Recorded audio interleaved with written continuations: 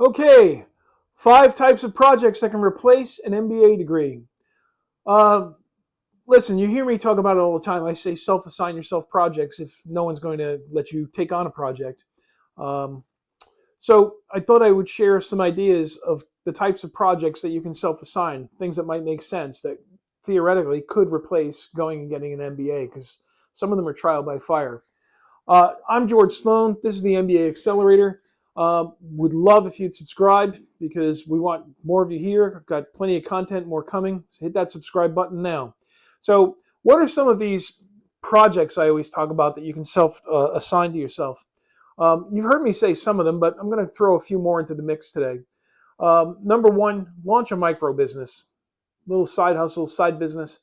The reason why I always harp on this one is there is no substitute for doing a small business because you will probably have to interact with clients and customers. You're going to have to identify what their problems are that you can solve. You're going to have to come up with systems to actually fulfill that. You're going to have to craft marketing messages. You're going to have to think about the finances. You're going to get a trial by fire, or again, I've mentioned before, Game of Thrones fans, trial by combat. There is no substitute for being in the trenches and actually having to hammer this whole thing out. Going for an MBA degree, you're going to get theory, you're going to get hypothetical, you're going to be in fantasy land. I always think of the Rodney Dangerfield movie, Going Back to School, and he jokes about fantasy land because he actually built a business in the real world and understood. So the first one in terms of a project is to start a small business, small micro business, side hustle, whatever you want to call it, because it's going to have to involve you sitting down and thinking and coming up with solutions and solving real world problems.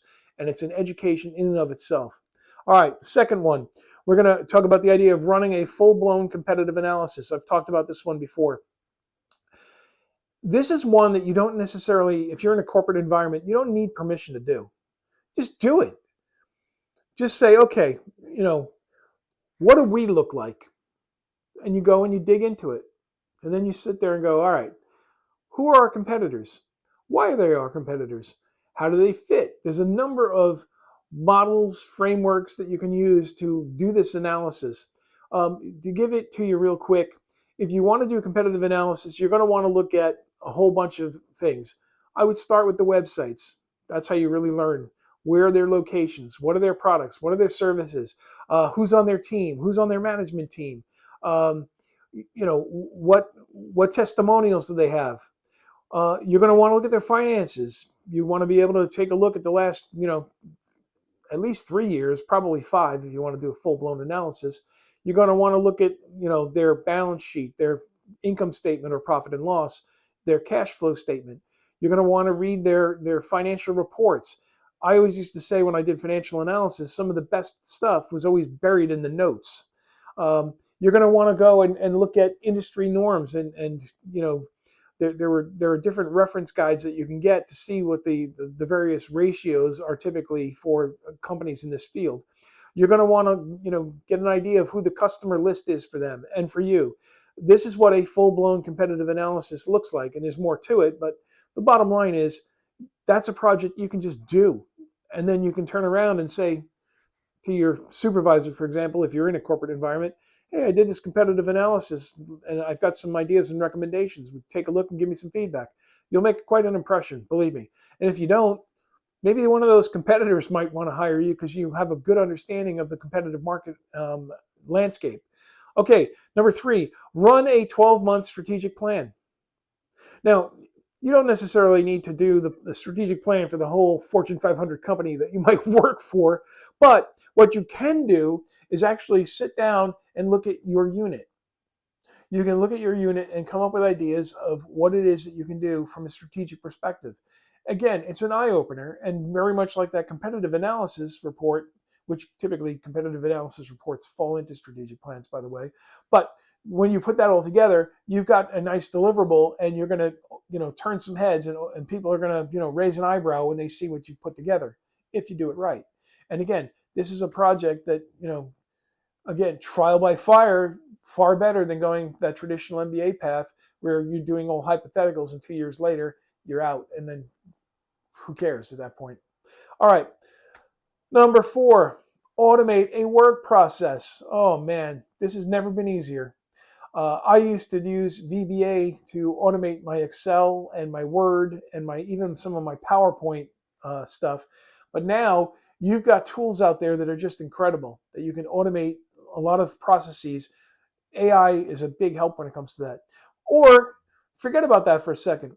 What you could do is go old school and do, basic analysis. Say you happen to, have a warehouse operation that doesn't seem quite efficient. Do an old school, do a layout, do time and motion studies, a la Taylor. Um, he was an individual who focused on Frederick Taylor, I think his first name was. He focused on time and motion studies.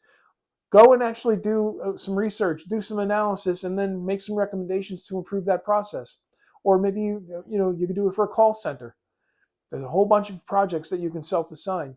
If something seems inefficient, look into why and come up with ways to fix it. That's a great project. All right, number 5, lead a small internal team. Listen, even if you're not the manager, you can take lead on something. You can say, hey, I'll run with this, and then just assume a leadership role. Don't act like a boss. Help people help you. Servant leadership. Lead that small team and handle a particular small project. Get some positive results. Once you get some positive results on a small thing, then they start to give you slightly larger things, or you can tackle larger things. So these are 5 types of projects that you can self-assign or ask to be assigned. Doesn't matter, again, but I always say don't ask for permission, just do it. And apologize for it later. Listen, projects far outrank a piece of paper that says, oh, you graduated this program. When you actually show a deliverable that is a project that you did the research, planning, uh, development, execution, and got a great outcome, there's no substitute for that. It beats a traditional MBA program hands down. Listen, if you like this kind of material, you want more, this is the MBA Accelerator channel. Hit subscribe right now. Please give us a like and a share. Don't keep us a secret. I'm George Sloan. We want you to learn it fast and apply it faster. Thank you, and we'll see you the next time.